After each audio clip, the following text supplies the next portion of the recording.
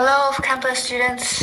The assignment is nearly due, and I know some of you probably still have some questions about how to proceed with the analysis and how to report finding. So I'm going to record this quick video just to give you a little bit more tips and clues about how to do it, especially if you still feel, already feel overwhelmed about how to do analysis using Excel. In this video, I will show you how to run analysis using SPSS. Don't worry or don't be afraid that you have never used SPSS. It's really new and could be difficult. But I'm gonna show you how to do that, and then you're gonna be super surprised to see how easy it is to generate results using SPSS. And in fact, it's like if you already know how to use Excel, sure, go ahead. But if you're at the stage of learning how to do this inferential analysis at this stage using Excel as well, my recommendation is directly go to SPSS, considering you already have a limited time. And if you just started learning now, it's much faster to generate results using SPSS. All right. So I'm going to show you a couple of tips about how to do it. I'll share my screen.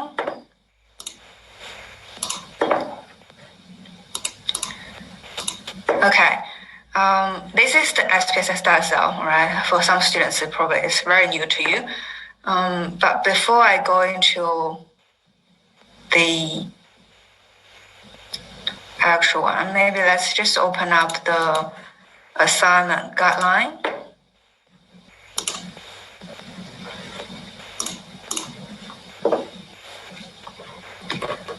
All right, so for this assignment, I have already explained most of the requirements in my previous video. So if you don't know what to do, you can go back to watch that video again. This section, I'll only focus on key findings. All right, how to write up this section. So firstly, you need to provide descriptive findings for all the questions related to a specified objective. So, should be objective 3, right? Then what you need to do is to find the table of measurement. I think that's included in another document. Currently, I'm going to use Multicultural Festival case study as an example.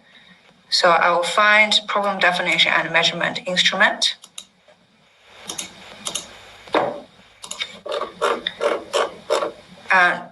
To allocate this measurement instrument. All right, so this the table this is a table that includes objectives, objective 3, which you should focus on to investigate motivation. And then you should analyze all questions related to objective 3. Although it's mentioned Q11, doesn't mean there's only one question. All right, Q11 is a set of questions. You will be able to find out that by opening up your data set or even your questionnaire. So if you have a look at, I remember I opened up the actual questionnaire, Multicultural Festival. And then you can see these are the question numbers. Question 11 is about a whole set of questions, which ask, why do you come to this festival? Whether for any of these reasons, participants need to give a rating on that. So it's a whole list of questions, all right? So you don't just focus on one. When you analyze, you should analyze all. To allocate that, you can bring up your SPSS data file. You can directly double click on that. If you have SPSS installed, you can install a trial version, 14-day trial version. You can easily do that. You don't really need more than 14 days to generate these results, actually, probably a morning. Or you could open up your SPSS data file. I'm gonna just do that. So double click on this SPSS data file. It will bring you to, firstly, you will see this platform. All right, so this whole platform is it's exactly the same as Excel. You got each column number representing each question, and you have each row representing each responses. So that's from participant 14 and how this person has responded to each of these questions. You get all these numbers. So exactly the same as Excel, but the bounce part of SPSS is it also has another tab called variable view. By clicking on that, you will see a list of survey questions related to those question numbers. So Q1 is gender. And what responses did we provide? 1 and 2, male, female. All right, so using SPSS, it's like to some extent, this is much easier to understand. Yeah, Q2, age, and what are the responses, and for each of these questions. So literally, when you do the analysis, you probably only need this tab. You probably don't really need to go into data view to look at each number, only variable view, all right? And then now let's allocate question 11, yeah? Objective 3, question 11. You can see here, you never had actual question 11. It's 11.1, which is the first item. Why do you come to a festival? It is about to spend time with my family. And how do people respond to the second motivation? Help family learn about culture of the festival. So you got list of question 11 from 1 point to point 27. I know these numbers are not continuous. That's because we have cleaned the data. Like some of the variables have issues, so I have cleaned it out. And these are the rest of variables that's just very suitable for your entry level to do the analysis. Okay. Now, once you allocate question 11, the first objective is to run descriptive analysis, which means you have to generate mean and standard deviation, right? To do that, you can click, like this is another easy step, all right? You can find how easy it is to use SPSS. You only need to click on Analyze, Descriptive Statistics, Frequencies. And now I will select all the demographic, the question 11 question. I'm gonna click one. You can do this one by one, yeah? So you want to analyze that question. So you bring that question into this box. That's including all variables to be tested. So you can move this one by one, or you can click on the first one, hold your shift key on your keyboard, shift, right? Hold it, and then the last question. It will then help you to select all the question 11s and bring them to this box to be tested. All right, so in SPSS, you can do analysis on all questions by one go instead of analyzing one after another, yeah? Once you have put all questions here, you don't need, and now you need to generate mean and standard deviation. Only one extra step is to go to statistics. Under central tendency, you got mean. If you want, you can take median mode, as long as you explain what they are. I mean, not explain what mean is, but explain the number, what 4 means, what kind of attitude that indicates from your participants. So if you know how to explain that, you should have learned from Sean's lecture notes, yeah? So tick that, and also standard deviation. Ticking it means you're asking SPSS to generate those results, yeah? Click continue, that's all you need to do, yeah? Statistics, mean, median mode, standard deviation. Click continue, nothing else. Okay. And this is the output tab, so where you can find all your analysis results. In the first table, statistics, you can see you get all these questions selected with number of participants, 183 participants for all these questions, and their mean. You can use that table. You can directly copy, right-click, copy and paste into your Word document and present your descriptive findings. What is the general attitudes about participants? All right, so so these are all motivation, obviously, motivation to come into the festival. Which one it motivates more? Which one is a stronger motivation? You can identify, all right, this is 4, and that's low, lower, and then drag to the bottom. Looks like this is the highest one, yeah, 4.66. Some people may ask what 4 means. You can actually find out by your Likert point scale. So participants actually responded to this level of agreement from 1 to 5 with average of 4.66. It means on average, people had attitude between agree to strongly agree. So definitely it's very positive, yeah?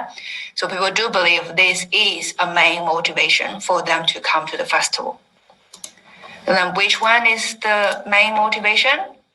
4.66 is to experience and enjoy the traditional food and wine of the culture. And I guess it's understandable. I think we all want to, like many of us, go into festival to try food. So this is the main motivation. What is the least motivated factor?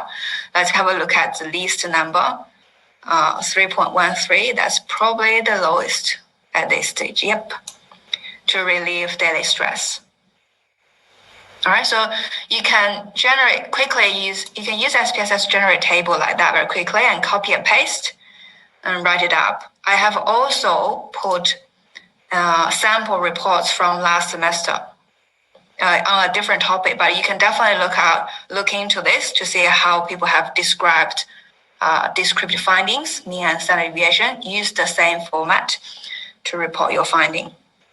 Okay, so that's the first descriptive part. I know at this stage you probably need time to digest. I'll continue on, but if you find it hard, you can always pause the video or go back to watch the video again. I'll continue on with inferential analysis. As the assignment requirement mentioned, you have to use those inferential analysis like chi-square, independent sample t-test, and ANOVA, right? One tip for you guys, all right? Based on the data set that we provided to you, I'll open up the measurement. All right, based on the data set we gave it to you, all right, you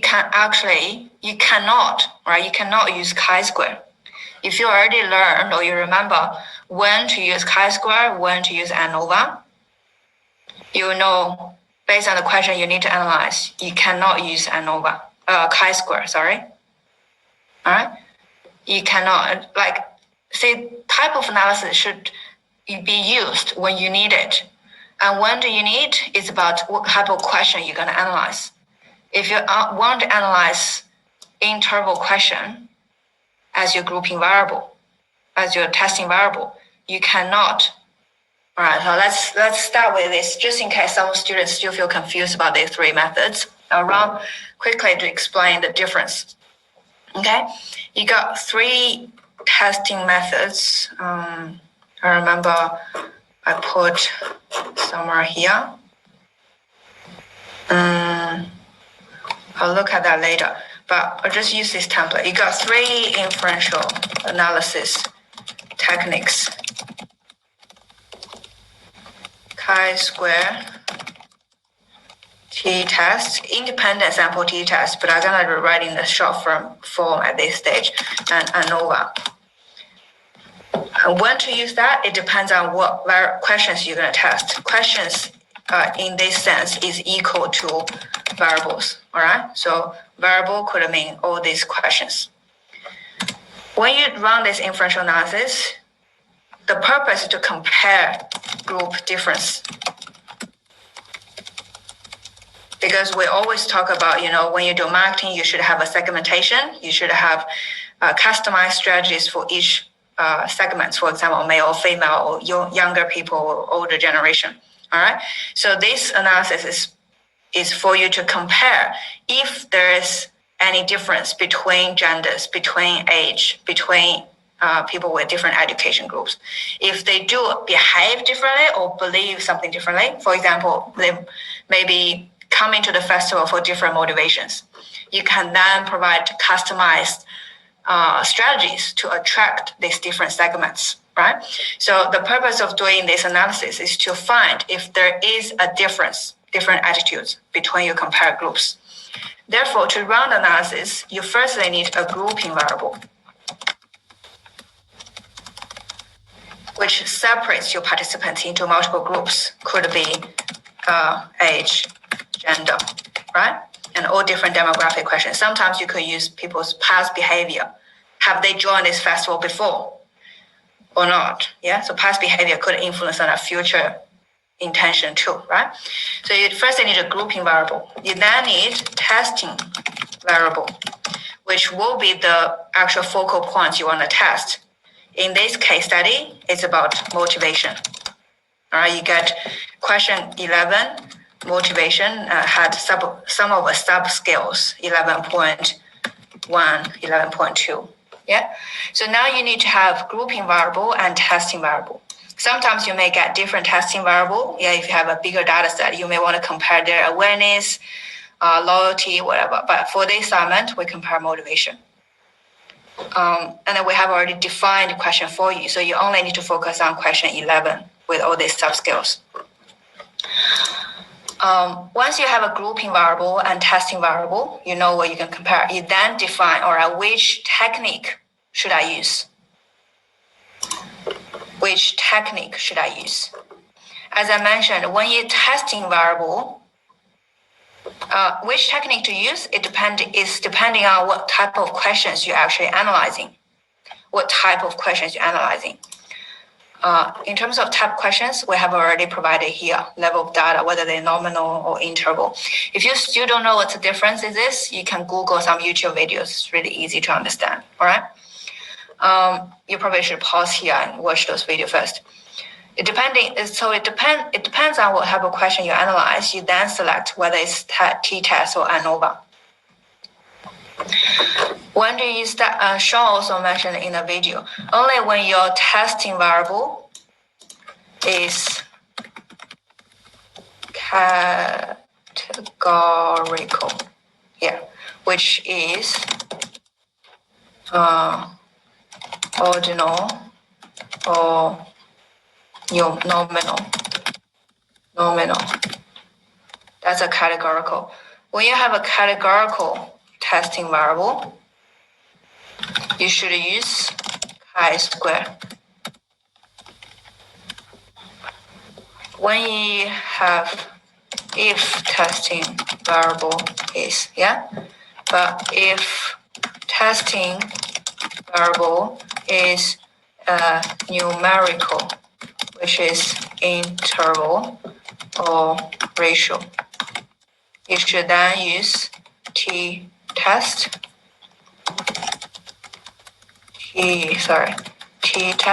or ANOVA, right? It depends on what you're testing. If it's, so for example here, motivation is like a score. So that's interval question. Therefore, you can only use t-test or ANOVA. Doesn't matter what grouping variable, as long as your testing variable is numerical, you should use t-test or ANOVA. It's just, because whatever you're testing, SPSS has implanted some formulas to run those analysis. And these were just specifically defined formula to run these tests, right? And in terms of whether it's t-test or ANOVA, the last decision you need to make is how many groups you are comparing. If two groups only, e.g. females and males, you should use t-test. If more than two groups, for example, age, income, what else? I remember we also got education background, and you should use ANOVA. So this is the logic to about which test you should select. So based on that reason, you can see, I give you a hint, all right? So you then come to look at, all right, definitely we'll have to use t-test or ANOVA, and then if I want to test the gender difference in terms of motivation, we got two groups, so t-test. Age, more than two groups, so use ANOVA, right? More than two groups, you can find out whether you have more than two groups by your questionnaire or the data set, right? By clicking here, you can see two groups, age, more, and then you get all these multiple groups. Only the last one, born in Australia, yes or no, that's two groups. So what should you use? T-test or ANOVA? T-test, right? Right, so now you have already confirmed what analysis methods you should use. last step is to run the actual analysis. Now I'm going to show you in SPSS. It's very easy to, comparatively, it is more easier to run this analysis than using Excel. Let's do experiment, all right? So firstly, let's try t-test. I want to compare gender difference in terms of their motivation. So in SPSS, you don't have to analyze one question after another. You can actually analyze all these questions in one go. So I'm gonna click Analyze, Compare means, Independent Sample t-test. T-test, that's what we use. Independent Sample t-test. Firstly, I need to bring my grouping variable, which is the gender, to grouping variable tab. And I need to tell SPSS which two groups I'm comparing. I coded male and female as 1 and 2. So I compare group 1 and group 2, all right? That's all I need to do for grouping. And now I just drag this table a bit larger. Want to find my question 11. All right, you can find out the question number at the end of each question statement, 11.1.3. So as I mentioned, you could bring that one by one or do all of them by one go. So click the first one, hold the shift key, click the last one, bring that over. All right, so I'm going to compare group differences against all these motivation factors. That's all you need to do. Grouping variable, testing variable, click OK. Now you have the results. I know this could be a bit large table that you feel overwhelmed, but let's just segregate. I'll help you to understand how to read this table. First one is purely a descriptive table where you have a mean and standard deviation for each question, each motivators to spend time with my family, help family, to learn about culture, and all your question 11, each of these questions. And then for each question, we then separate our participants into male and female, which would be 95 of males, 88 females. And then let's look at their mean, so average attitudes. Do you remember 1 to 5 is strongly disagree to strongly agree. So 4, it is between agree to strongly disagree. So male definitely had a more positive view than females, or maybe more motivated to spend time with the family than females for coming to the event, the festival. All right, so these ones separate male and female to look at their mean and standard deviation.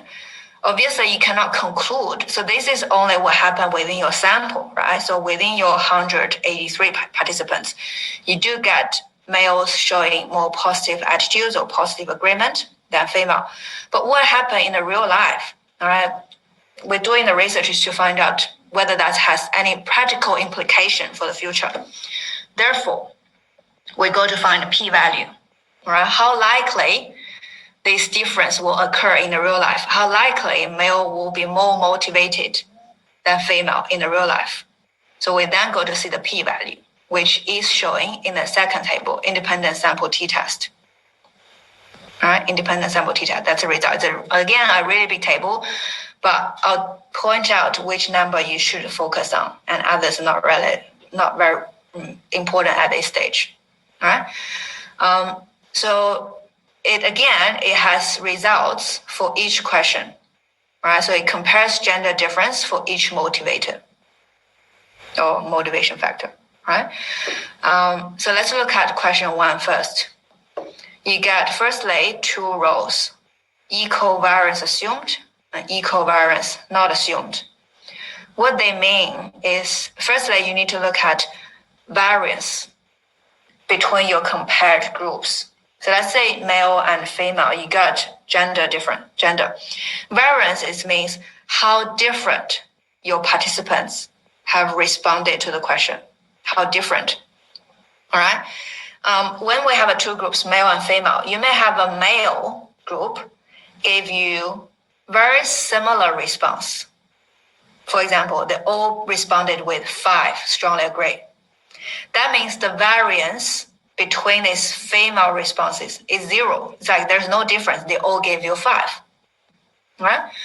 And hypothetically, if you get female group, where with respondents give you all different responses from 1 to 5, then your variance could be 100.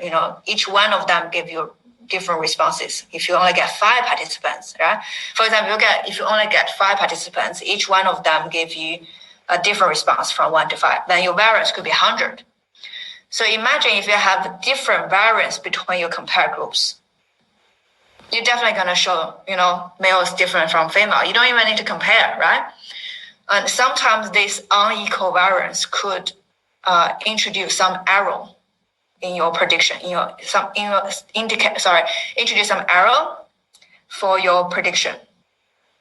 Therefore, ideally, we want to have compared groups with equal variance instead of equal variance not assumed. So what it does here is SPSS will first look at all the responses between your compared groups to firstly justify or judge, do you have equal variance between groups or not? And if you do, you look at all. So if you do, SPSS will use one formula to test group differences. If not, it will use a different formula. So first thing you need to find is to find what SPSS find from your variance. You then rate the first p-value on the variance, the first p-value, this one. Now you probably need to take a note, right? This p-value, when that's below 0.05, when that is below 0.05, it means equal variance not assumed. You then need to rate all statistics in the second row. When it's above 0.05, it means equal variance assumed. Right? So SPSS indicates to you whether you have equal variance or not. So in the current case, we do have, therefore rate all statistics in the first row. After this, the second important p-value is this one, sig two-tailed. All right. This is a p-value to tell you, so SPSS general order results, you just need to be able to understand what SPSS has been communicating with you. All right. So the second p-value indicates, is there a difference between compared groups in relation to their motivation? All right. So we got two difference. So I mentioned variance difference, and this is a response difference. So with the example, so firstly, you could have equal variance. All right.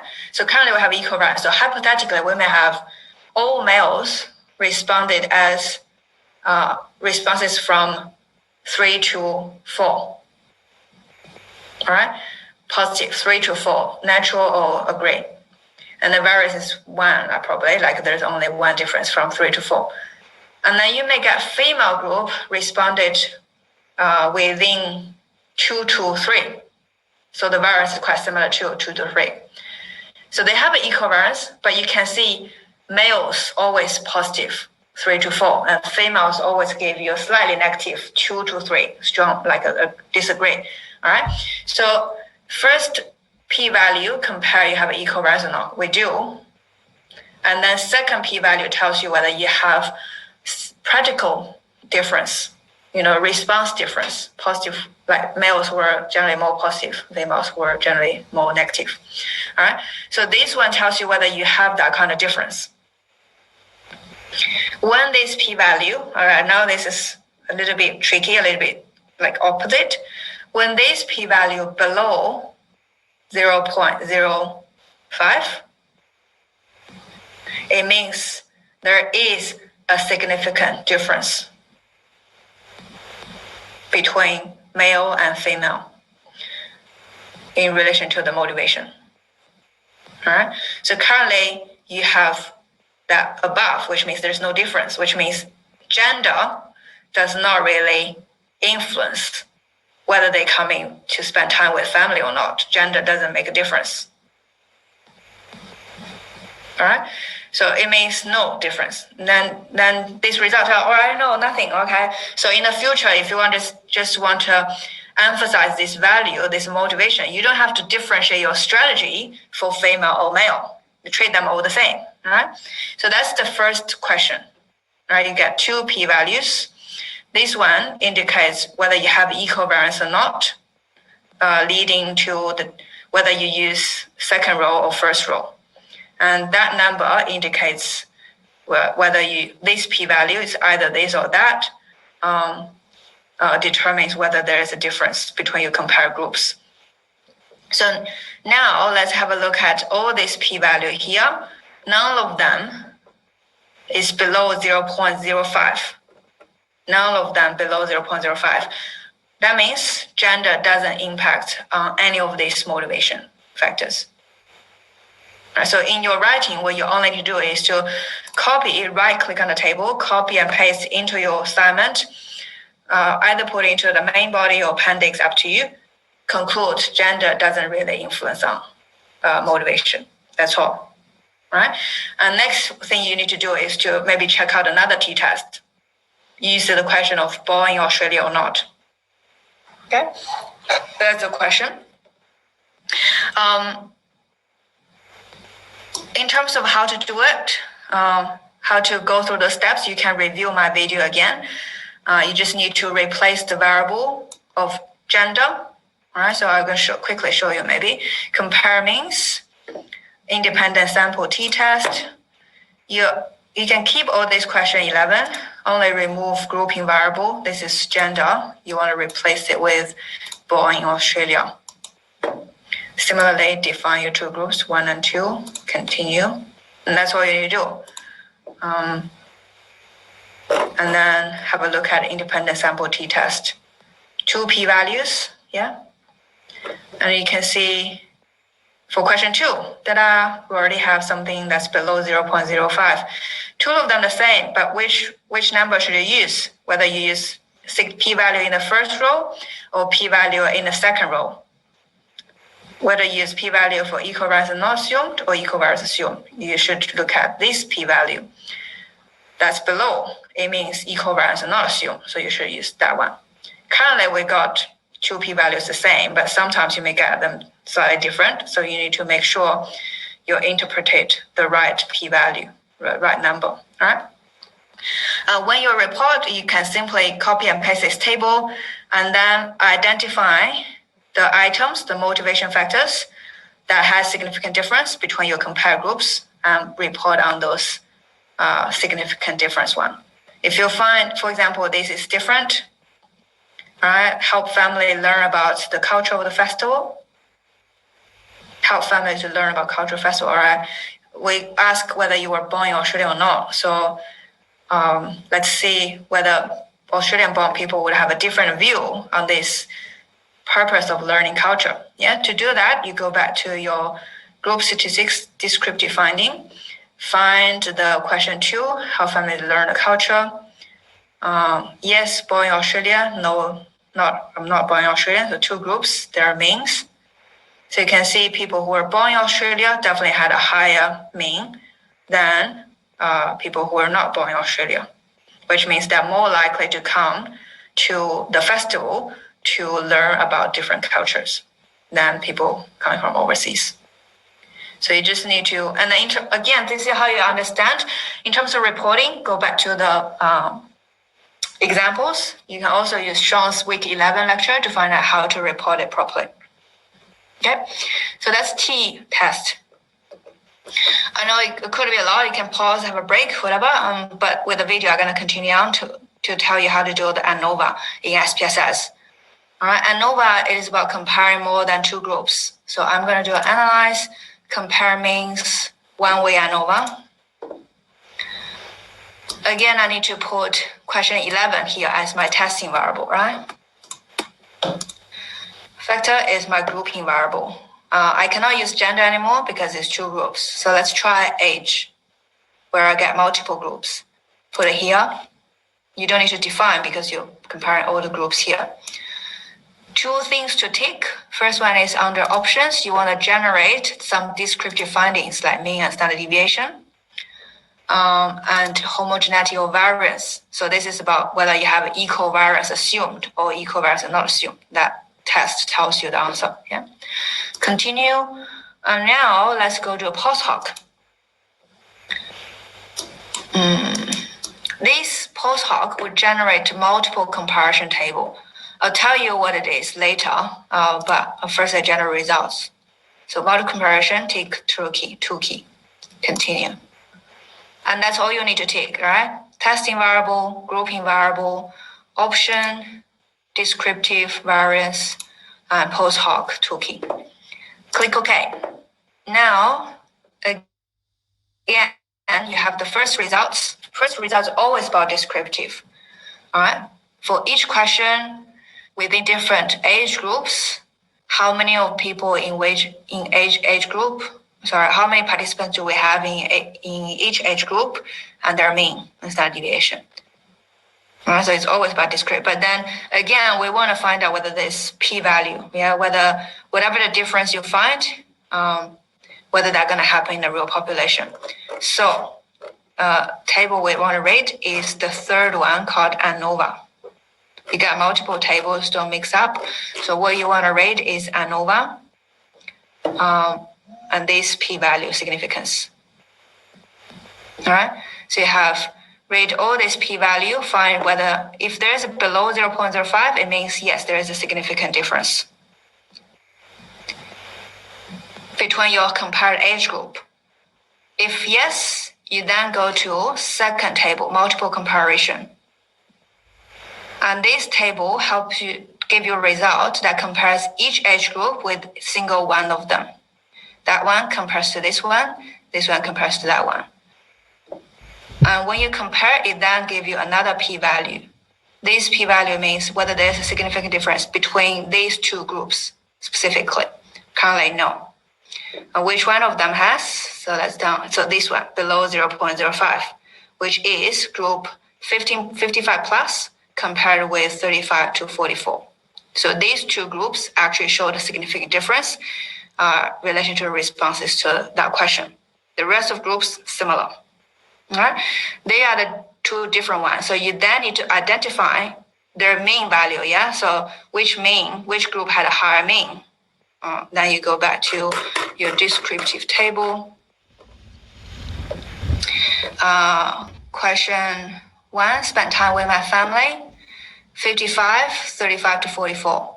So you can see 35 to 44 had a really high mean, but 55 plus had low, probably the lowest mean, which means these group participants were less likely coming to the festival just for spending time with the family. All right, so that's about how you do analysis. And then what you only need to do, so again, we got the first question. You just need to go through each one of these questions to see which one is significant. If it is, rate multiple comparison table to find where the difference exists. And then go back to the mean to find how different it is, whether younger people had a higher mean, are like more motivated to come to the festival for a particular reason or not. Sorry, I don't have at the time, like a bit busy, I have another meeting. I'll stop here. If you have any questions, so this is about how you do analysis. In terms of writing, you can always go back to the report. If you have any other questions, feel free to email me. All right, thank you, bye.